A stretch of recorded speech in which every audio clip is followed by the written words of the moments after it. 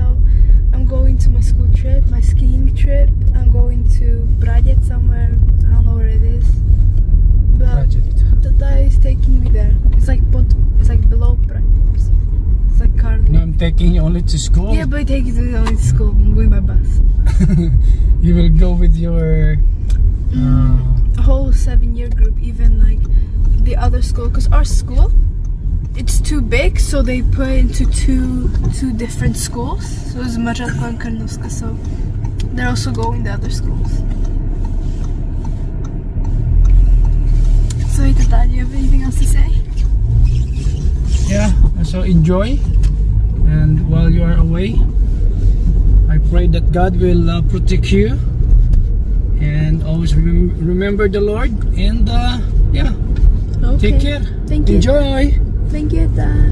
Bye. Drop off ko na si Sofia dito sa kanyang school. Ito yung kanyang school. Ito, ang dami na nila, oh. Andiyan sila sa labas, so hinihintay na lang nila yung bus para babiyahe na sila doon sa bundok. Siguro mga 1 hour and 30 minutes yung biyahe nila. And then mag-i-stay sila doon ng 5 araw. So Friday pa ang balik ni Sofia. So mga dalawang vlog, siguro mga dalawang vlog na hindi natin makikita si Sofia. See you next time. Time again to learn Czech language. So mag-a-attend ako ng Czech language. At ito yung unang session namin sa taong 2026. So palagay ko kukunti na mga Pinoy lang ang mag-a-attend ngayon, kasi mayroon pang hangover mula sa New Year. Okay, so yan, ito yung sa Czech class, pakunti ng pakunti. Matirang matibay, survival of the fittest to. 4 na lang, dati 15. Ngayon 4 na lang. Kuya, mag-picture ka din kuya. Okay. Princess. Dumaan ako kina Mel at napasarap yung kwentuhan doon. Kwento. Ganun talaga. Masarap makipagkwentuhan sa kaibigan. So ngayon pauwi na ako. Ang oras is alas 10:30. Alas 10:30 ng gabi. Yan, mga bus. Pero yung bus ko is 10:35. Meron pa akong 5 minutes. Pero wala nang ganong tao dito sa Opava Town Center. Hindi pa ganong tinatanggal yung mga Christmas decoration. Yung bus, hanggang ang operation yan. Ito yung mga huling bus operation. 2 ang pasahero sa loob. So tingnan natin kung ilang pasahero yun sa bus ko papunta ng village.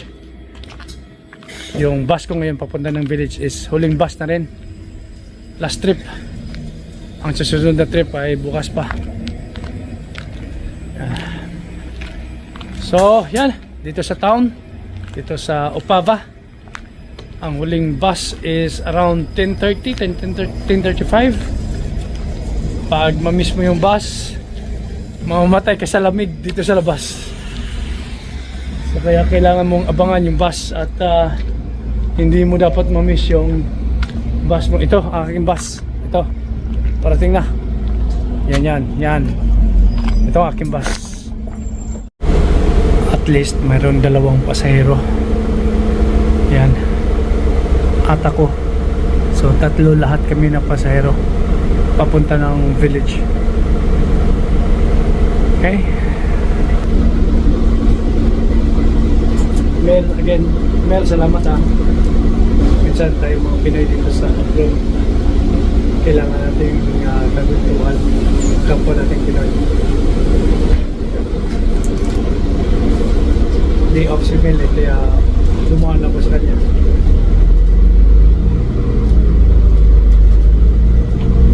Wala na yung tao dito sa Opava Town Center. Tingin mo, kahit sa mismo sa town center wala na. Ito galing itong mga trabaho.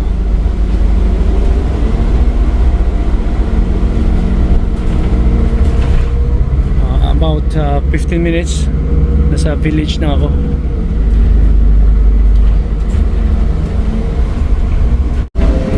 Oh my. Bumaba na yung dalawang pasahero. Ito oh. Ako na lang mag-isa dito sa bus. Tsaka yung driver. Parang creepy masyado. Tapos itong bus to dadaan to sa gitna ng bukid. Hindi naman nakakatakot gaano. Kaya lang pag mag-isa ka lang sa loob ng bus kasama yung driver, parang ito, creepy. Yan. Papapos japit to. Kaya talagang buhay dito. Peaceful masyado dito sa Opava. Alas 10 pa lang ng gabi. Mag alas 11, 10:35, 10:40 ng gabi. Exact, to be exact 10:40. Wala nang tao. So yung mga natitirang pauwi, papunta ng pauwi nga, galing sa trabaho na walang sasakyan, ito nagbabas. Katulad ko. So ayaw ko naman magpasundo kay Hana kasi siya na may pasok pa bukas. So ayaw kong disturbuhin siya sa kanyang pagpapahinga. Ito okay na to. At least kapag kwentuhan ko si Mel sa kanyang apartment kasi off siya ngayon eh. Yan.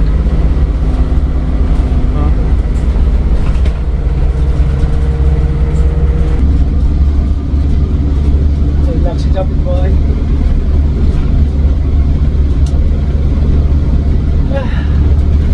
Sarap dito sa Czech Republic. Alam mong safe ang country, yung town. Safe ka uwi kahit itong magabi na walang katao-tao. Exact time is 10:55. Nandito na ako sa village. Kunting lakad lang. At nandito na ako sa bahay. Pero tingnan nyo yung village. 10:55 ng gabi. Sobrang tahimik. Kahit tahol ng aso, hindi mo na maririnig.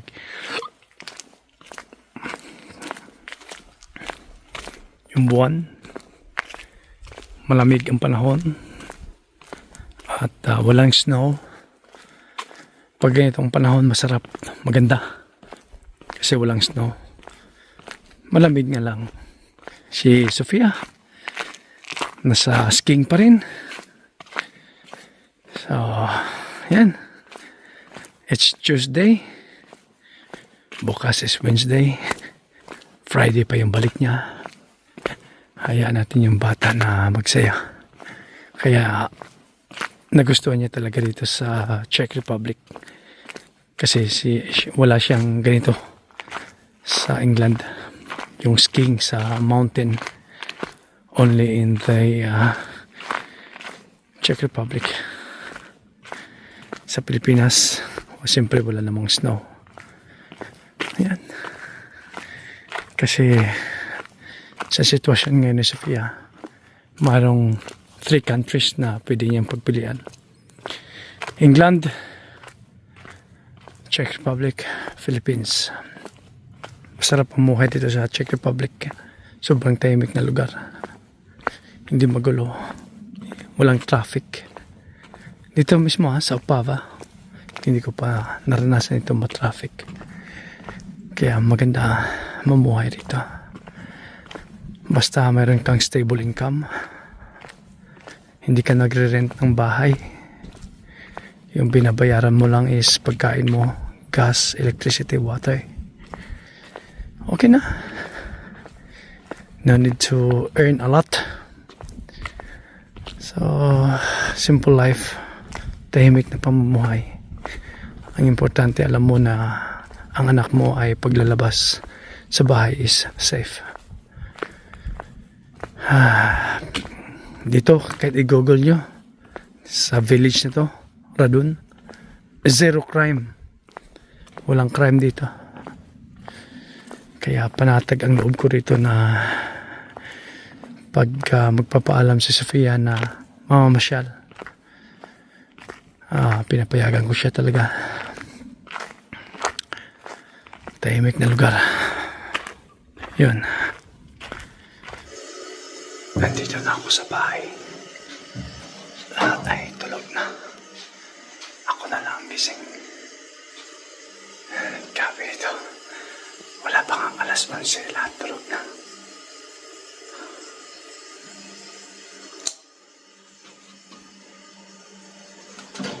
Pagdating ko lang si Aragot, pero wala na talaga. Tulog na silang lahat. Bawal mag-ingay. Magtututbrush lang ako at saka akit na sa taas. Kasi yung kwarto namin nasa taas.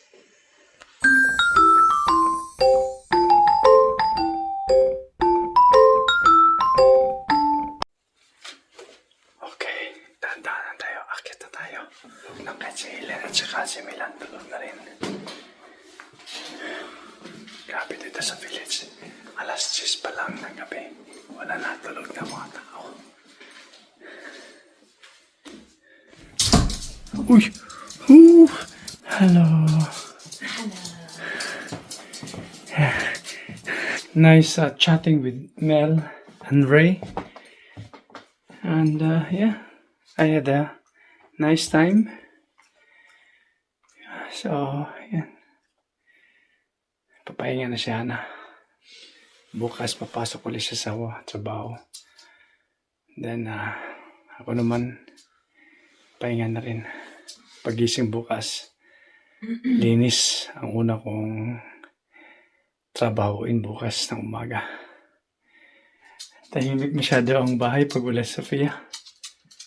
So, how's Sophia? She's okay, right, darling? Yeah, I think so. Yes.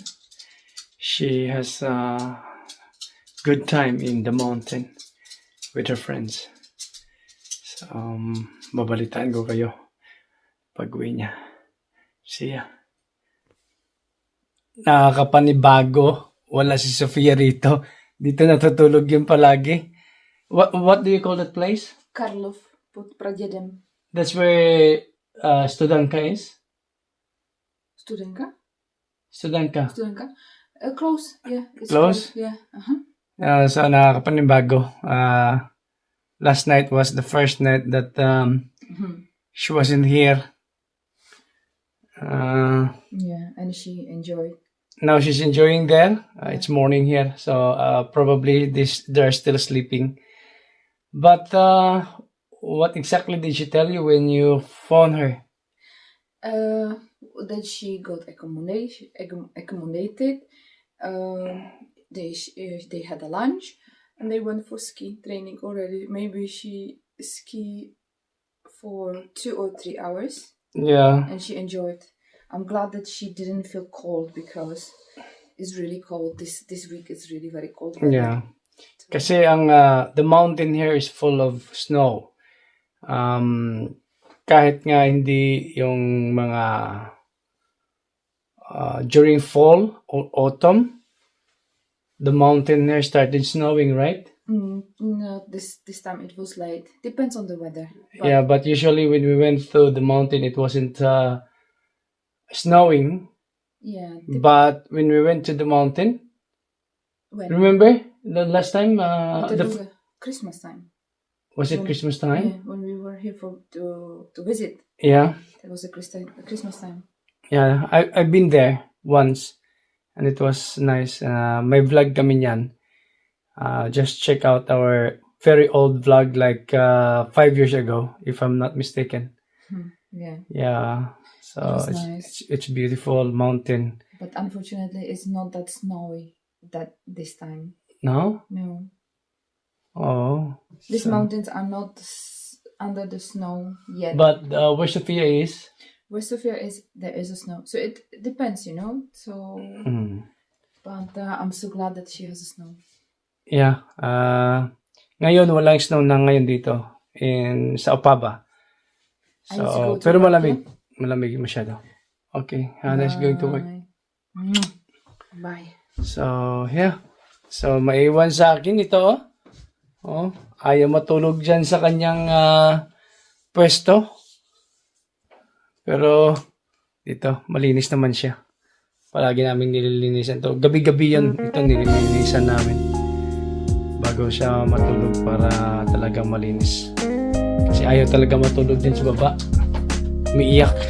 So, kung gusto mong makatulog ng maayos, pakitin mo na siya rito. Kulang sa training. Okay. Bye.